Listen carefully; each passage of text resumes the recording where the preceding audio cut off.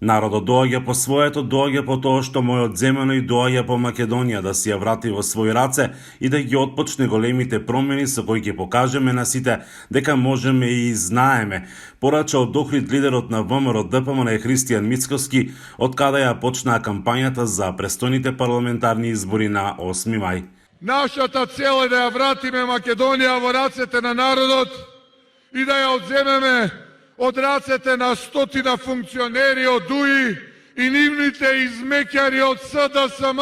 Не им ја даваме Македонија, не им ја даваме иднината, не им дозволуваме повеќе да се играат со нашите животи и да се коцкаат со животите на нашите деца. Тргнавме и нема назад. Доаѓа цунамито што ќе ги одвее од политичката сцена и ќе ги испрати во заборав на историјата. Ветува просперитет и благосостојба, а донесува апатија и разочарување. Мицкоски рече дека од случувањата во државата се незадоволни не само македонците, туку и албанците, кои биле разочарани од политиките на партијата ДУИ, која е рекордер по години на владење во светот. Ќе одговарате за се.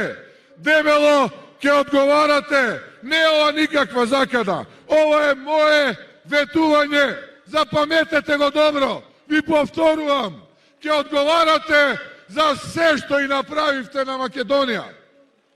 Со овие избори завршува една политичка етапа на корумпирани политичари кои ја злоупотребија довербата на граѓаните и дозволија ДУИ да ја киднапира и украде Македонија од рацете на народот. Ветуваа живо за сите, но за жал во Македонија, паметите, си спомнувате, добивме уживање за артановци и жецевци во Македонија, а живо за сите други на раб на екзистенција тука или надвор од земјава. Мицкоски рече дека СДСМ се надева дека ќе формира влада со сите албански партии. Сакам денес пред вас да обзнанам едно сценарио, една завера која ја подготвуваат и со која си се лажат себе си дека ќе им успее. А тоа е, ќе имале СДСМ 28 пратеници, а албанските партии ќе добиеле 33 заедно и ќе правеле влада заедно. Нив не ги интересира иднината на државата, туку иднината на нивните фотели. Дури им ветувале на ДУИ дека наместо како досега 50% од државните институции СДСМ би се задоволиле со 30%. Лидерот на ВМРО ДПМН од Охрид повика и на национално единство, а партиите Левица и Знам на Максим Димитриевски ги повика на национално обединување.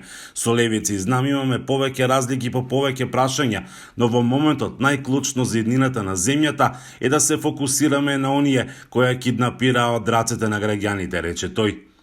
Мојата прва иницијатива за обезбедување на македонско национално единство ќе ја започнам со тоа што сакам да обзнанам мораториум во нападите кон партиите Левица и Знам.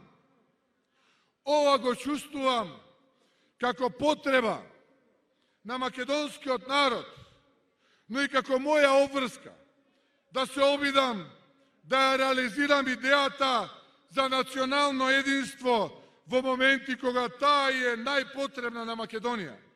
Од Охрид Мицкоски вети многу работа, реформи и подобар живот за сите граѓани и отварање на 55.000 работни места, фронт против корупцијата, прочистување на имотот на судиите, обвинителите и функционерите и, како што рече, најголема историска победа.